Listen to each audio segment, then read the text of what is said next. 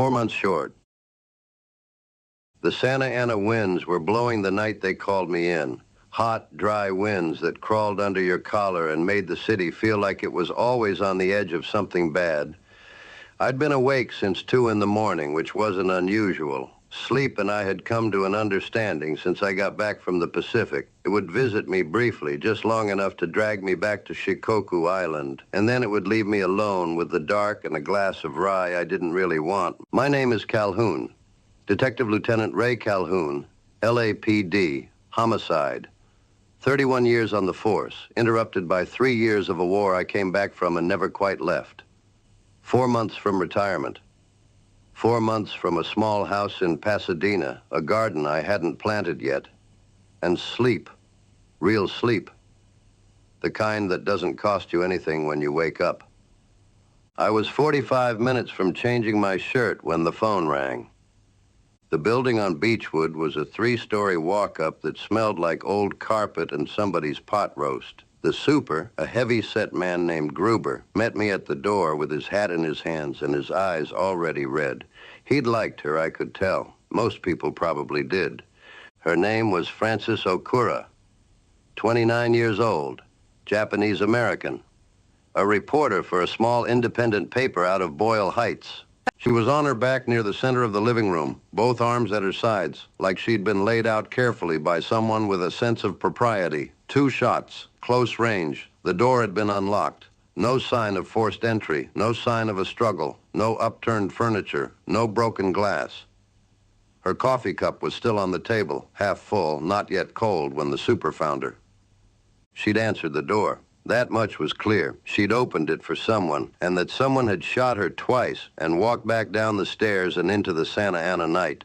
I moved through the apartment slowly, the way I always did, letting a room talk before I started asking it questions. Small place, kept neat.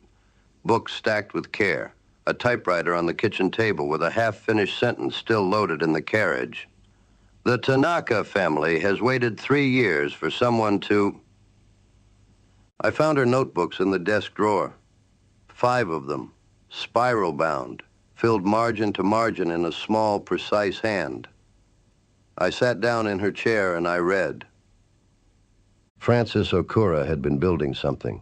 A story about a Japanese-American family, the Tanakas, forcibly relocated to an internment camp in Arizona in 1942. Father a fisherman, mother a seamstress. 3 American-born children, one of them a decorated veteran of the 442nd Infantry Regiment. She wasn't just telling their story. She was following a thread they'd given her, a thread that led across the Pacific to a small fishing island off the coast of Shikoku, where members of their extended family, grandparents, cousins, and uncle who mended nets for a living, had been killed by American soldiers in the spring of 1945. No military installations on the island, no soldiers, just people. I sat in Frances Okura's chair for a long time after I finished reading. The Santa Ana wind pressed against her window like it was trying to get in. The Tanakas lived in a modest house in Boyle Heights, east of the river on a street lined with fig trees. Kenji Tanaka answered the door, mid-50s, steady eyes, the careful posture of a man who had learned to be deliberate about how much space he took up. His wife, Aiko, brought tea without being asked. Their daughter sat in the corner of the room and watched me the way young people watch policemen when they've learned not to trust them entirely. I told them about Frances. Aiko pressed her hand over her mouth. Kenji looked at the floor. She was helping us. She believed us. They told me about the camps. The assembly notices posted on telephone poles like you were livestock being rounded up. The barrack in the Arizona desert. The dust that got into everything. The children who stopped speaking for a while because there wasn't much worth saying. And then after the war, coming back to find the shop gone. The house sold. Neighbors who looked through them on the street. And the letter from Japan, a cousin who survived. What he described had happened on a small island in the spring of 1945. American soldiers, orders that made no sense.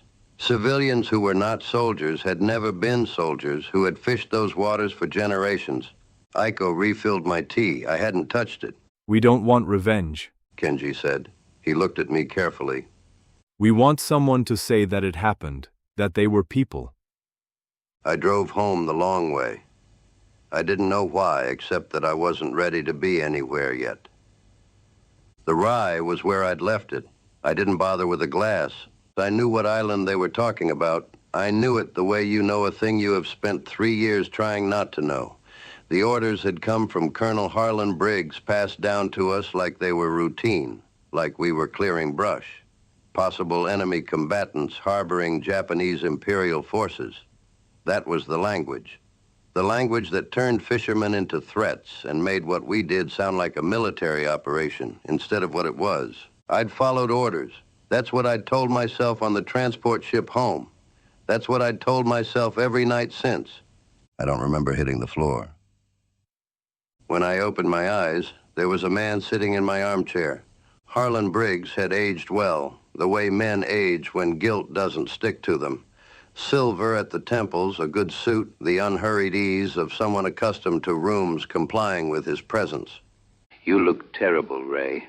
I sat up. My back screamed. The bottle was on its side. You've been assigned the Okura investigation, he said.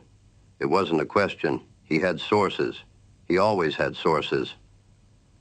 I'm going to make this simple for you. Close the case. Accident, robbery gone wrong, unknown assailant. I don't care what you write as long as it goes away. You've got 4 months left. Take them. You killed her. I protected something worth protecting. He stood, adjusted his jacket. Think about Pasadena, Ray. Think about that garden. He said it like he knew about the garden, like he'd looked into me before he came. He probably had.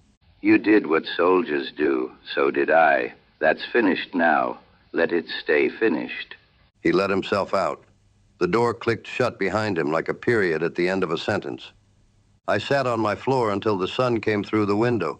The report took me 4 hours to write. I wrote everything. Francis Okura's notebooks, the Tanaka's testimony, the thread that led back to Shikoku, the methodology of her murder. A knock at the door from someone she didn't fear, which meant someone official, someone she had reason to believe. I wrote Briggs's name. I wrote my own. I wrote about the island, too. Not in the report. That was a different document, a separate sheet I folded and placed inside the folder. A voluntary statement. What my platoon had done, what I had done, under orders I should have refused. I was reaching for my hat when the phone rang. What did you decide? You already know. A pause. Ray, you're an old man. You're tired. There's nothing to gain. She had a half-finished sentence in her typewriter, I said. She was right in the middle of something. Someone ought to finish it.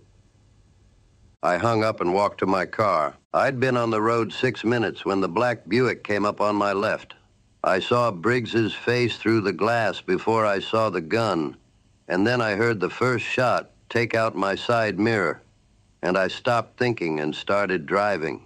He was good. He came at my door twice, trying to force me toward the curb, and the second time I felt the impact through my whole body. I ran a red light at Figueroa, and the Buick stayed with me. And I thought absurdly about Pasadena, about the garden I hadn't planted, about a kind of sleep I'd been promised and never collected. I got my service weapon out at the third light. I don't know how many shots I fired. I know one of them found something important under the Buick's hood because it veered hard at the corner of First Street, climbed the curb, and stopped against a fire hydrant in a cloud of steam, 1 block from the station. I pulled over. I got out. I had the folder under my arm. It was only when I reached the bottom of the station steps that I noticed the spreading warmth along my left side and understood, with a strange detachment, that I'd been hit. Somewhere during the chase, I hadn't felt it. I looked down at my hand, looked at the steps going up. The folder was still dry. That seemed important. I started climbing. The steps were longer than I remembered, or maybe I was slower, and the morning light was doing something unusual, going soft at the edges, the way light goes when you've been awake for 30 hours and your body has simply decided. The city noise seemed to come from a long way off. The Santa Ana had finally stopped. The air was still for the first time in days. I made the landing at the top. The doors were 15 feet away. I could see a desk sergeant through the glass, a young officer, someone who would know what to do with what I was carrying. I thought about Francis Okura's typewriter, that unfinished sentence still loaded and waiting.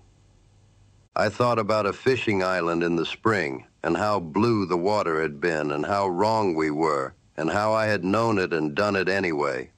I thought about the Tanakas sitting in their decent little house, patient as stone, just wanting someone to say, "It happened, they were people." I set the folder down carefully on the top step, in plain sight where it could not be missed, weighted it with my badge. Then I sat down beside it, put my back against the door, and closed my eyes. The sleep came the way it never had, without the island, without the smell of smoke, without the sound of the water. Just a deep, gradual quiet, like a tide going out. I let it take me. I had earned this, I thought. I had finally earned this.